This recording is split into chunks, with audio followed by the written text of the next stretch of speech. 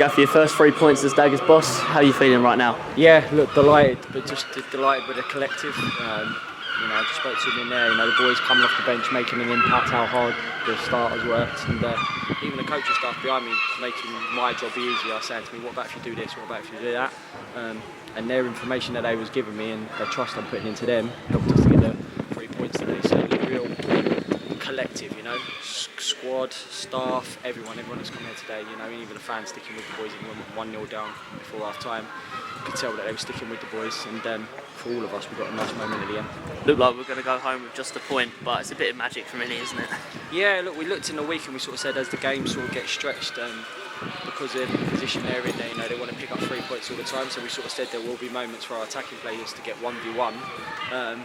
It's all very well saying you're going to get them moments, it's what them boys do with them moments, and as soon as anybody in that sort of left channel, the way he does, you're positive something's going to happen. But yeah, an amazing feeling to see at the back of the net, and yeah, which was nearly the last kick of the game, so a real good feeling. You made one change to the lineup today with Maz coming back in. How do you think he done?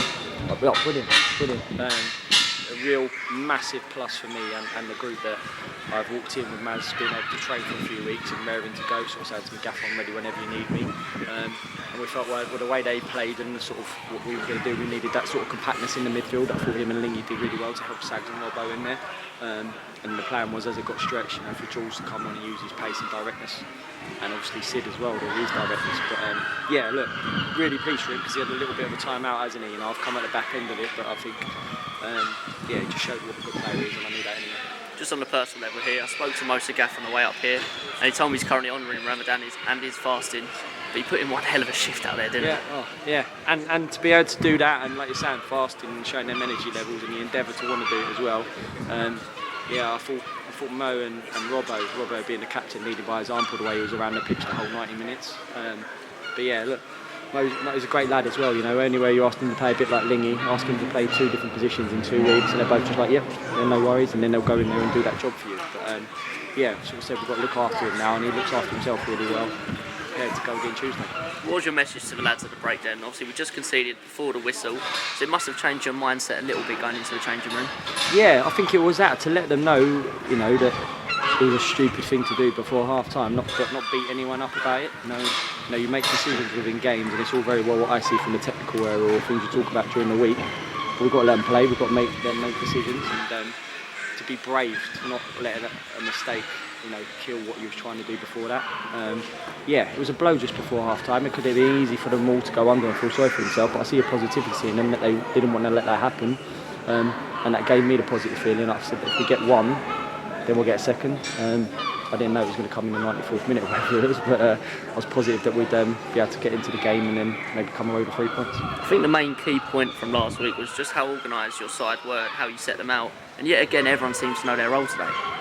Yeah, look, it's building on what's been the foundations and trying to add your own little ideas to it, you know, and sort of said to the boys, and I don't worry about us scoring goals or having chances to score goals, because they're not always going to go in, but it was just trying to make them a little bit more solid defensively, people stepping up and playing and performing, which we know they've got it in them. But yeah, I think, you know, in terms of a manager, you're only as good as sort of the messages you're giving to the boys, and then trying to show you it and doing everything they can, and the coaching staff are doing it for you as well. I've got to say, like, the staff have been amazing since I've come in, really supportive, trying to help me in whatever way they can. Jack giving me loads of information, B with the injured players, and then obviously Scott and Juppy that I've inherited as well, you know, being really, really supportive to me. And you always worry when you walk into a building how everyone's going to be with you, but I think everyone, that support that I felt, and then people coming in to help along with that, is, yeah, it's a real collective today, you know. Obviously, me being the manager, stand there talking to you, but I can't, you know, emphasise enough how much of a collective that was today. Just finally, man, what does a win like today's do, not just for the group of players, but everyone associated to the football club, playing staff, office staff, supporters? What does it do for us? Hopefully it just gives them a little bit of positivity, you know, because we had sort of decisions to make within the week, you know, a few boys leaving for one reason or another, what we want to do, and maybe the feeling of, we're giving up on this season, and we're not. I know I wanted to give people opportunities, I want to see everyone and feel like they're, you know, the manager's come in actually giving me a chance, and by doing that, yeah, things are going to not go well at times and mistakes are going to happen, but I can't be more delighted for someone like Strevens, who's always been back up to Els, coming in and doing really well. Can't be more pleased with Birdie waiting for his chance coming in to do it, and then Big Gibbs coming on as well. If I'd have done different stuff during the week, he wouldn't have come on and made the impact that he did today, and the way he's trained, the way he's conducted himself all season long. So, yeah, look, I just want everyone to be positive. I don't know how this season's going to be, let's be honest. You know, we're going to push as hard as we can to try and get in and around that picture. Would it be too much for us? Who knows? But I think I'm in a point where I can sort of just go be positive with the boys and see where it takes us. And until it's mathematically impossible not to make it, we'll push for it. Yeah, and look, it's that collective all going in the same direction. That's what we're trying to do.